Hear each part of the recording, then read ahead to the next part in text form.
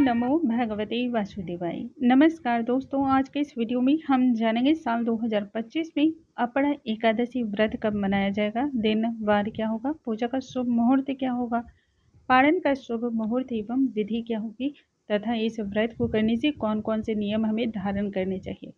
जो भक्तगण किसी भी कारणवश व्रत न कर पाए उन्हें भगवान श्री हरि की कृपा के लिए कौन से कार्य इस दिन अवश्य ही करने चाहिए, वह सभी चीज़ें आज के इस वीडियो में हम जानने वाले हैं। आइए वीडियो को स्टार्ट करते हैं।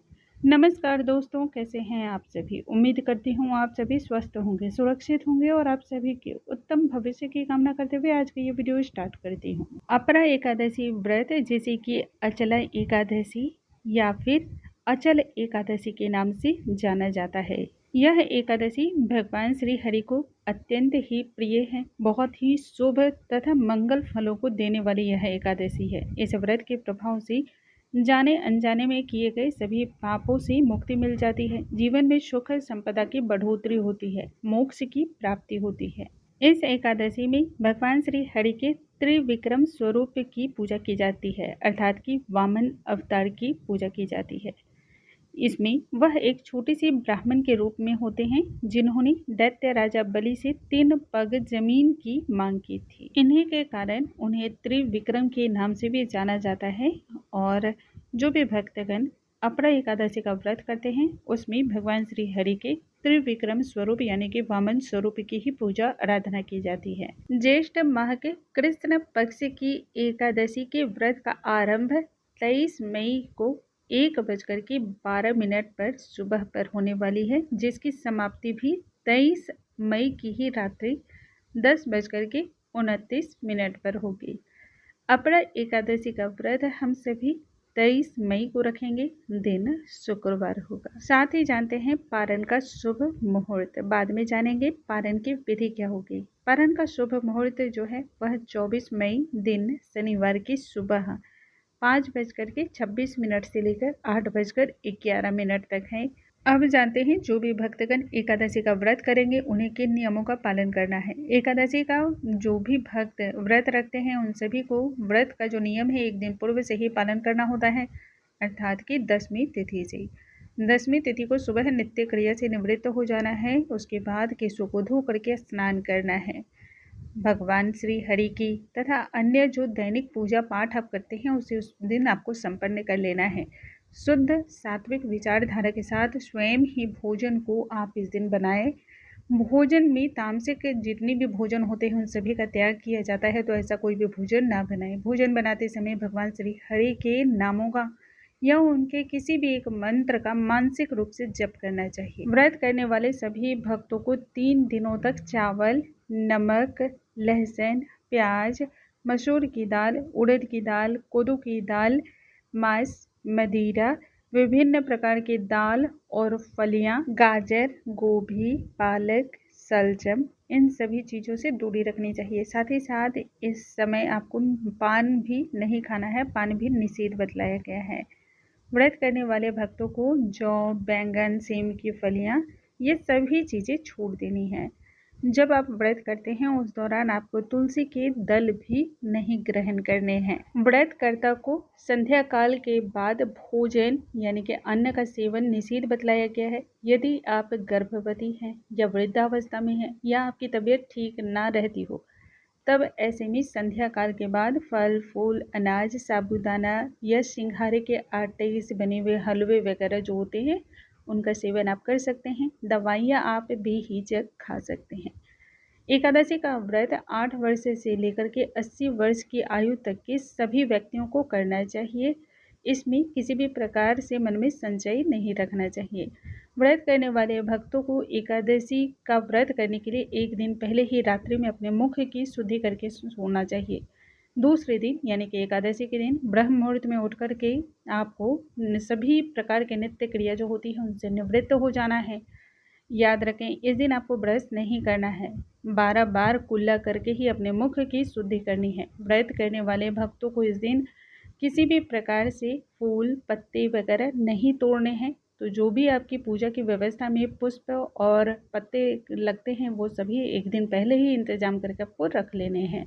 यदि आपको सुबह उठने में किसी भी कारण से परेशानी होती हो तो कम से कम जितना जल्द हो सके उतना जल्द उठ करके पूजा पाठ में जुट जाना चाहिए। देखिए, जितना सुबह आप पूजा करते हैं ना, उन पूजा का प्रभाव उतना ही अधिक होता है। 8 बजे से पहले ही की गई पूजा जो होती है वह सात्विक पूजा कहलाती है तथा दैवीय ऊर्जा को देने वाली होती है। तो ये बाकी सभी आपकी इच्छाएं हैं, जैसा आपका सामर्थ्य है उसके अनुसार आप कार्य करें, लेकिन इस बात की कोशिश तो हमेशा ही करनी चाहिए कि पूजा आपको सुबह और जल्द करनी चाहिए। स्नान इत्यादि के बाद आप पीले रंग के वस्त्र को धारण करें, क्योंकि पीला रंग भगवान श्री हरि को विशेष रूप से प्रिय माना जाता है। उसके बाद सूर्य नारायण को जल अर्पण करें। घर के मुख्य द्वार पर हल्दी से स्वास्तिक का निर्माण करें। घर के सभी हिस्सों में गंगा जल या फिर तीर्थ स्थल के जल का छिड़काव करना चाहिए। घर के मंदिर में तिल के तेल का या शुद्ध घी का दीपक प्रज्वलित करें।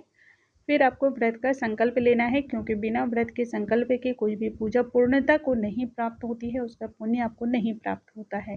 तो संकल्प अति ही आवश्यक है। संकल्प के पश्चात भगवान श्री हरि को विभिन्न प्रकार से स्नान कराएं, उनका अभिषेक करें। जल, दूध, दही, घी, शक्कर, शहद, पंचामृत, इस प्रकार से उन्हें स्नान कराना चाहिए। वस्त्र अर्पण करें। वस्त्र ना हो तो वस्त्र स्वरूप में कलावा भी अर्पण कर सकते हैं। श्री हरि के मस्तक पर पीले चंदन, अष्टगंध चंदन और तुलसी की लकड़ियों को घिस करके उनसे भी चंदन बना करके उनके मस्तक पर आपको अंकित करना चाहिए, लगाना चाहिए। ज्येष्ठ का माह है, तो इस प्रकार से आप जो भी चंदन उन्हें अर्पण करते हैं उन्हें शीतलता इससे प्रदान होती है, शीतलता की प्राप्ति होती है, जो कि बहुत ही शुभ मानी जाती है। इस प्रकार से आपको भगवान श्री हरि को चंदन अर्पण करने के पश्चात भोग अर्पण करना है। भोग में जो भी ऋतु फल मिल जाते हैं वह आप अर्पण करें, खट्टे फल ना अर्पण करें। जो रसीले मीठे फल होते हैं, अभी आम बहुत आसानी से मिलते हैं, खरबूजा बहुत आसानी से मिलता है, तो ये सभी आप भोग में अर्पण कर सकते हैं। भोग में तुलसी का दल अवश्य ही रखें, क्योंकि भगवान श्री हरि बिना तुलसी के दल के कोई भी पूजा को, कोई भी भोग को स्वीकार नहीं करते हैं। तुलसी का दल आप एक दिन पहले ही तोड़कर रख लें। इस दिन भगवान श्री हरि को तुलसी दल की माला या फिर तुलसी की मंजरियों की माला अवश्य ही अर्पण करना चाहिए। कहते हैं ऐसा करने से जन्म जन्मांतर तक सुख की प्राप्ति होती है और जन्मों जन्मों के जो पाप होते हैं वह उसी क्षण नष्ट हो जाते हैं। श्री हरि को सफेद तिल अर्पण करें और फिर धूप दीप अर्पण करके हाथों में पुष्प लेकर के व्रत की कथा का श्रवण करें। अंत में आरती और फिर क्षमा याचना करें। व्रत करने वाले सभी भक्तों को दिन में शयन नहीं करना चाहिए, पर निंदा नहीं करनी चाहिए, किसी का अपमान या किसी को अपने शब्दों से आहत भी नहीं करना चाहिए। घर आए हुए व्यक्ति को यथासंभव आपको प्रसन्न रखना चाहिए, उन्हें किसी भी प्रकार से नाराज नहीं करना चाहिए। अधिक से अधिक भगवान श्री हरि के किसी भी एक मंत्र का आपको मानसिक रूप से जप करते रहना चाहिए। वैसे भी जो जाप आप मुख से बोल के करते हैं, यानी कि वाचिक की संख्या में, तो उन जपों के से मिलने वाले जो पुण्य होते हैं उनसे करोड़ों गुना अधिक पुण्य प्राप्त होता है मानसिक जप से। मानसिक जप आप किसी भी समय कर सकते हैं, उसके लिए कोई नियम या बंधन नहीं है। व्रत करने वाले सभी भक्तों को रात्रि 9 बजे से लेकर के 12 बजे तक जरूर जप और कीर्तन करना चाहिए। श्री हरि के स्मरण मात्र से ही मनुष्य को असंख्य लाभों की प्राप्ति होती है। संभव हो सके तो एक छोटा सा हवन भी अवश्य करें, क्योंकि हवन के माध्यम से आप जो भी चीज़ें अर्पण करते हैं वह श्री हरि को तुरंत ही प्राप्त हो जाती है। तो अपने आराध्य को किसी भी चीज़ प्रस्तुत करने के लिए हवन के माध्यम से उन्हें अर्पण करना चाहिए। इस दिन आप विष्णु सहस्त्र नाम का पाठ, ललिता सहस्त्र नाम का पाठ ये भी कर सकते हैं। ये बहुत ही ज़्यादा शुभ माना जाता है और अति ही फलदायी है, पुण्यदायी है। अंत में आरती करके आपको क्षमा याचना करनी है। तो ये है एकादशी की पूजा विधि। जो भक्तगण किसी भी कारणवश व्रत ना कर पाए उन सभी को तामसिक हर प्रकार के भोजन का त्याग करना है। श्री हरि के किसी भी एक मंत्र का, उनके नामों का स्मरण जप करना है। श्री हरि की गाथाओं या कथाओं का पाठ करना है या फिर श्रवण करना है, इससे भी उतना ही लाभ की प्राप्ति होती है। व्रत करने वाले भक्तों को व्रत कथा का श्रवण भी अवश्य करना चाहिए ताकि पूर्ण लाभ की प्राप्ति हो। मैंने पूर्व कई सारे वीडियो में बता भी रखे हैं कि व्रत की कथा के बिना आपकी पूजा क्यों पूर्ण नहीं मानी जाती है। यदि आपने उन वीडियोस को नहीं देखे हैं तो उन्हें जरूर जाकर के चेकआउट करें। दूसरे दिन पारण से पूर्व स्नान इत्यादि करके आपको पूजा पाठ करनी है। श्री हरि भगवान को भोग अर्पण करें। भोग में आप चावल लगा सकते हैं, पोहे से बनी हुई जो भी चीज़ें होती हैं उन्हें भी आप अर्पण कर सकते हैं श्री हरि को। आंवले तिल से बने हुए लड्डू या फिर इस प्रकार के जो भी चीज़ें होते हैं, तुलसी दल से भी पारण किया जाता है, तो आप यह भी श्री हरि को अर्पण कर सकते हैं। देखिए भगवान जो है ना अपने भक्तों के भाव के भूखे होते हैं, तो जो भी चीज़ें आप प्यार से अर्पण करते हैं श्री हरि उन्हें ही बहुत प्रसन्नता के साथ ग्रहण कर लेते हैं। पारण से पूर्व यथासंभव दान करना चाहिए। दान जो है वह योग्य ब्राह्मण को करना चाहिए तथा जरूरतमंद व्यक्ति को करना चाहिए।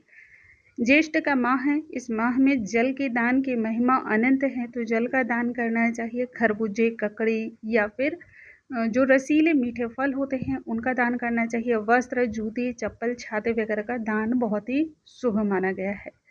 इस प्रकार से यदि आप दान करते हैं और फिर पारण करते हैं तो आपकी पूजा निश्चय ही संपूर्ण कामनाओं को पूर्ण करने वाली होती है।